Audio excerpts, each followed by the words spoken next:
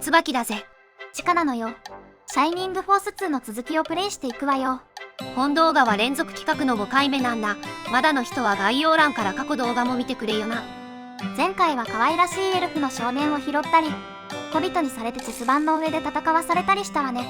クロウは下からスゴスと会話することに成功。物語は革新へと迫っていくぜ。なんやかんやでフラグ回収。大筒を使って洞窟の瓦礫を撤去したわ。舞台は北の大陸へ。ツバチか。それでは続きをプレイしていくぜ。前回のラストで瓦礫を撤去したので洞窟に入ることができるわよ。いつぞやの暗闇ギミックだな。特にセリフのあるようなボスもいないのでサクッと突破してちょうだい。最強魔法のサポートだ。味方複数の素早さと防御を高める補助魔法。とても重要な魔法だ。大体10ダメ食らうので防御が10上がれば1ダメで済むんだ。ありなしで難易度が激変するレベル。レベル30になれば効果範囲がさらに拡大したサポートレベル2を覚えるはずなんだ。サポートかけてるだけでも経験値が稼げるので楽よね。そろそろレベル30が近い。前回も言ったが今回は転職ラッシュになるぞ。転職を遅らせている影響で装備の更新もできずに色々と厳しい状況か。村に到着したぞ。なんか看板がやたら多い。悪魔族の嫌がらせなのよ。悪魔的プロパガンダとして夜な夜な現れては村に看板をぶっ立てていくのよ。恐ろしいわね。落書きじゃないだけ良心的じゃないか。敵の悪事がバイキンマンレベルなのよ。特に用事のない村だった。外に出て一歩進めばエンカウントなのよ。またクソマックな気配がするぞ。ここで顔グラフィック付きの敵が登場。幹部クラスかな。ここで新たな騎士が登場。ヒギンズさんだったかな。残念だけどあまり強くはない騎士様ね。参入時点ですでに転職済みなのでどうしても伸び悩んでしまうことになるの。ギズモに体を乗っ取られそうになっているぞ。偶然通りかかった主人公たち。無口な主人公に代わってアストラル様が一括。主人公は基本的に喋らないからな。ボスっぽい人はさっさと撤収してしまうので特に見せ場もないの。バトルはざっくりとカットするわよ。このお城がヒギンズさんの勤務先だな。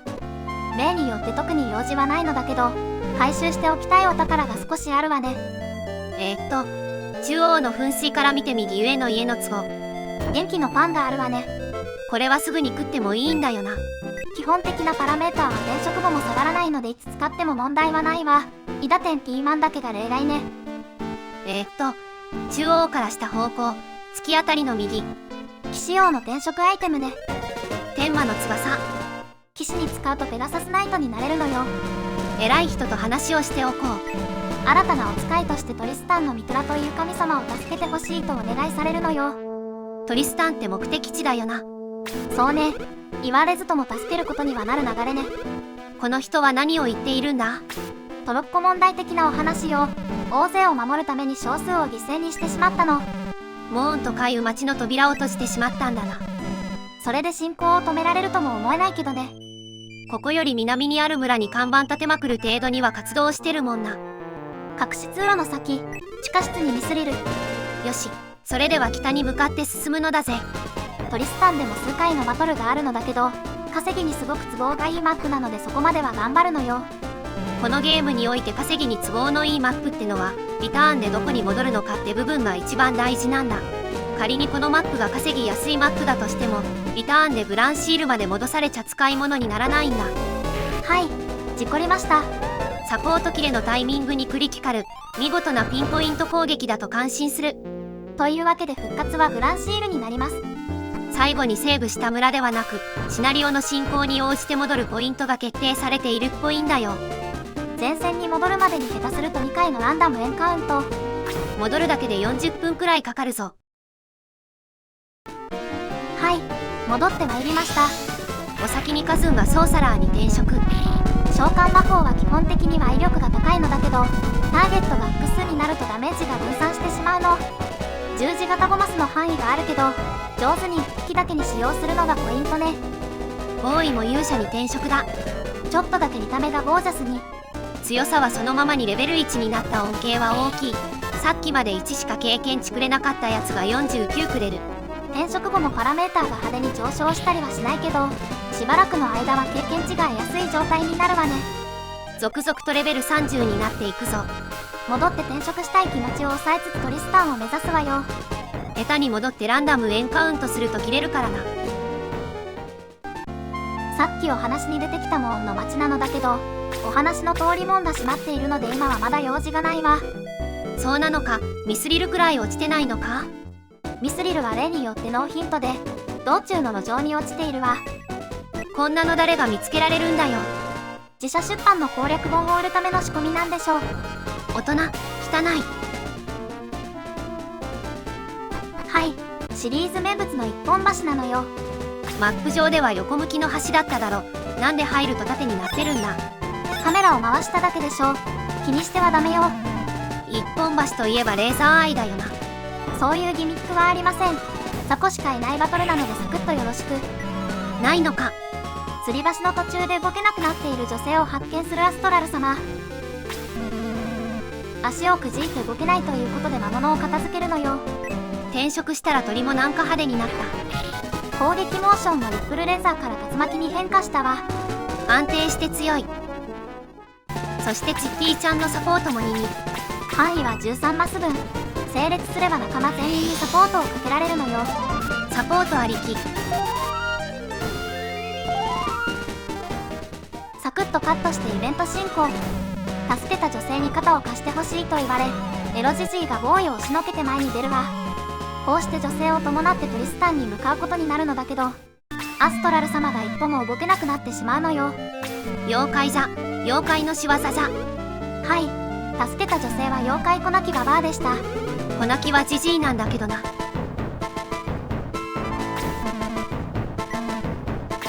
はい、物語も中盤ということもあり、敵幹部クラスが次々と顔見せに現れるの。悪意のあるボイス編集するんじゃないよ。悪魔のジュエルは直接持ってこいって話だったのだけど、手柄欲しさに一部の部下が直接行動を開始しているのよ。順番に出てくるための下準備か。そして他の幹部の名前を出して気をつけろと言い残して去っていくのよ。ゲスプってのはヒギンズさんの時にいたやつだな。サルバードとはトリスタンで早速戦うことになるわ。次がトリスタンだよな。神殿の入り口と内部の2バトルになるわ。ここのバトル29、神殿入り口がリターン稼ぎととても相性がいいのよ。待ってたぜ、この時をよ。何人かはここに至るまでに30を超えてしまったわね。よし、早速転職だ。武器も強力なものが売られているので忘れずに買っておくのよ。ジッポ、こいつは特殊転職はなし。盗賊から忍者、実にウィザードリーな展開。私は忍者の罠解除を信用していないので、盗賊は盗賊のままにしておくわね。そうなの？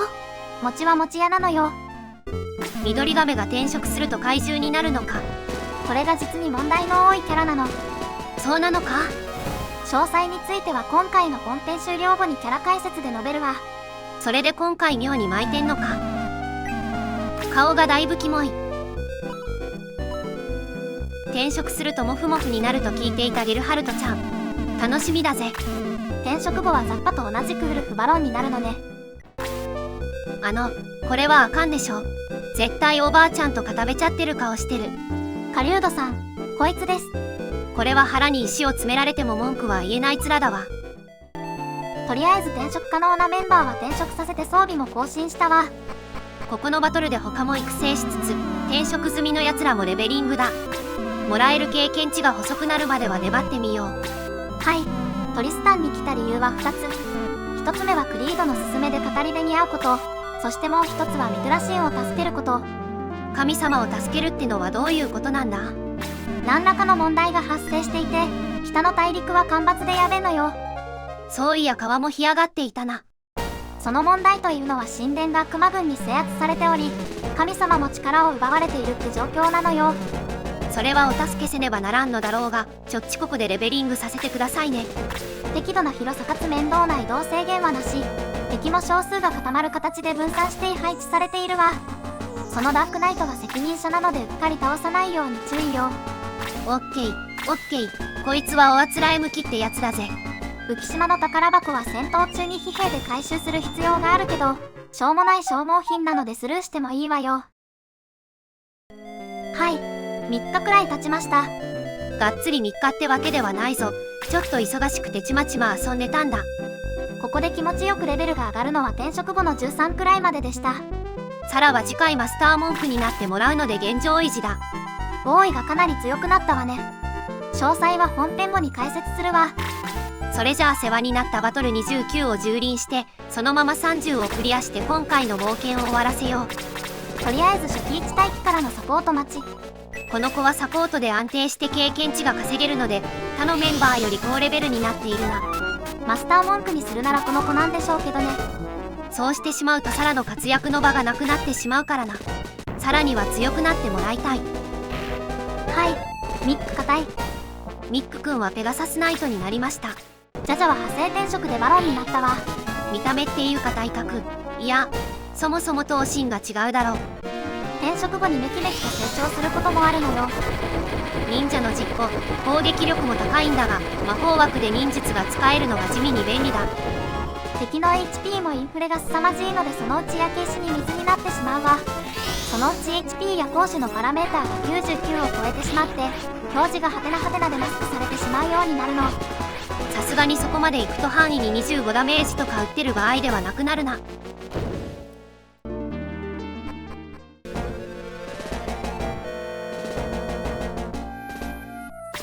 敵幹部の一人ザルバード、オットアイという上級幹部がボルカノン様と戦い敗れたという噂を聞いてそのポジションを狙っているの。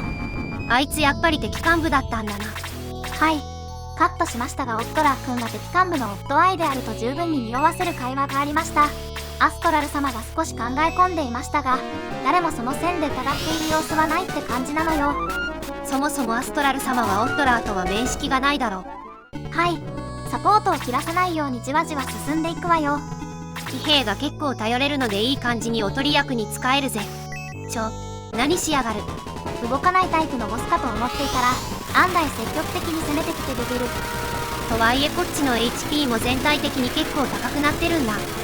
魔法による範囲攻撃はそこまでの脅威ではないぜ。まさかの2回行動。それはあかんやろ。この手のゲームで2回行動は相当の高級技だぞ。スパロボでいうところの覚醒と火砕道ね。20程度のダメージなら大したことはないがそれが2回飛んでくるのは結構な脅威だぞ。2セットで80ダメだと現状の戦力では耐えられるキャラは多くないわ。しかし前に出てきたのは失敗だぞ。一斉に取り囲んで棒で叩くんだ。サポートが切れたわよ。一気に仕留めるしかない。ここでピーターくん。クリティカルなら倒せていたかな。どなたかとどめを。届かん。しゃあないのでガーボイルに攻撃。なぜこのバトルにこいつが配置されてるのか意味がわからないレベルの雑魚ね。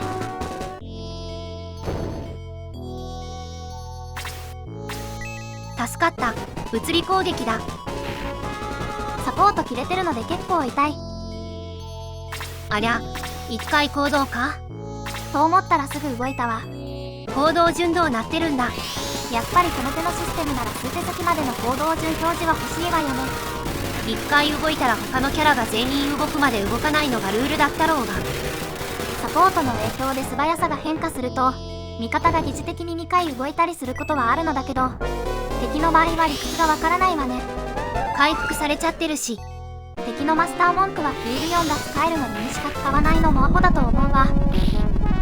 何はともあれ無事に撃破だ。とはいえこの謎挙動はこいつだけだとは思えないわね。名前付きの大ボスには注意しないといけないな。アホ攻撃力で2回殴られたら誰でも落ちる勢い。こうして無事にザルバードを撃破した主人公たち。こいつらはいつになったらシャイニングフォースって呼ばれんだ。前作では割と早い段階からそういう団体名になっていたわね。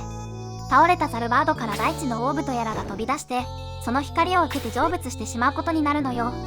そんな危ないものを持ち歩くなよ。神殿中央の女神像から明らかに頭身の異なる感じの女性が出てきたわ。そこは許してやって。奈良の仏像がでかいからってお釈迦様があのサイズってわけではないだろう。どうでもいいけど奈良の大仏はお釈迦様ではないのよ。マジで？東大寺の大仏は大日如来なので釈迦如来とは別の人なのよ。それでも大日如来って人もあんなにでかくはないだろう。大日如来は宇宙そのものなので天元突破したグレン・ラガンよりも大きいのよ。どんな世界観だよ。はい、助けた神様は案外ドライで特に何の指示もくれないの。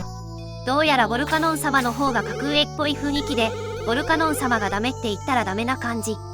とりあえず語り部とやらの話を聞けと言われるの。ゼオンの力は悪魔のジュエルに封じられているのだけど、古の塔がある場所は邪気が集まりやすい場所なので、悪魔のジュエルを渡さなくても時間をかければ力を取り戻してしまうということなのよ。聖なる剣を探せってことになった。ちょっと電波が良くないって感じにセリフが途切れ始めたわ。そして消えてしまった。語り部とやらを探して話を聞くのよ。ミスリル発見。ここの箱は戦闘中に開けると敵が出てくるので注意よ。これが語り部なのか？石像みたいね。ボタンを押すと喋るやつか。博物館の展示品みたいね。地味に有名声優だったりするよな。地元の銅山跡の記念館、音声解説が内海健二さんだったわね。ラオウっていう河川名産のトーンだったな。はい、語り部とやらの音声案内、大した情報は得られなかったわ。ほとんどフレーバーテキストだった。前作のダークソルと今回のゼオン、そしてルシファーの3人がこの世界線におけるやべえやつトップ3ってことになっているわ。ダクネスのボスってもしかしてルシファー？ダクネスのボスはメフィストよ。でもメフィストは別名、ルシファーの代行とも呼ばれる悪魔なのよ。まんざら無関係ではないのか。あれ、救出目標のお姫様がなんでこんなところに？その人はリンダさん。似ているけどエリス姫とは違う人よ。でも面白そうなので画像比較にかけてみたら、類似性 83% で同じ人と判定されてしまったわ。やめて差し上げろ。一応フォローしておくとマリオとルイージも 97% 一致で、同一人物の判定が出る程度にはガバガバなのよ。フォローになってない。はい。リンダさんはさっきの神様が直接は手を貸せないってことで、置いていってくれた新たな仲間でクラスはソーサラーなのよ。初期から転職済みってことは伸び悩むタイプか。そもそも魔法使いタイプは終盤になるほど席がないクラスなので総合的な評価はどうしても低くなるの。初回プレイで転職アイテムとかスルーしていた場合なんかでは、お試し程度にソーサラーを使ってみたいって需要はあるかも程度なの。覚える魔法に差がないなら数んでいいよな。はい。ということで今回はここまで。次の行き先についてはリンダが助言をくれるので、次回は古代の乗り物を求めてナスカーへ向かうのよ。いつぞやの古代人の話だな。次回に続く。つばちか。はい。ということでここらで一回緩めのキャラ査定をしておくわよ。参入直後のリンダを除けば全キャラ転職後のレベル13あたり。とりあえず各パラメーターの上位を発表していくわ。その後でパラメーターのみでは優劣がつけられない個性などを見ていくわね。まずは HP だ。 HP 部門1位は85のボーイ、僅差で9位。3位にツッキーがランクインしたわ。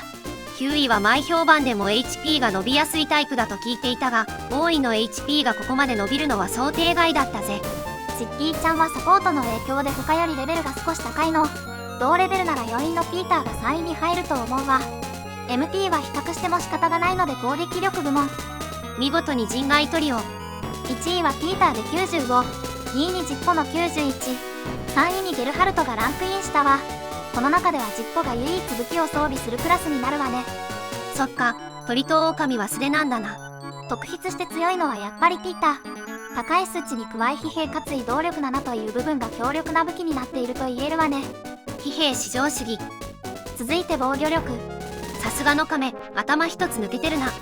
転職後は HP も伸び始めているのだけど、それでも HP は28と最低の数字。かなり極端なキャラクターになっているわ。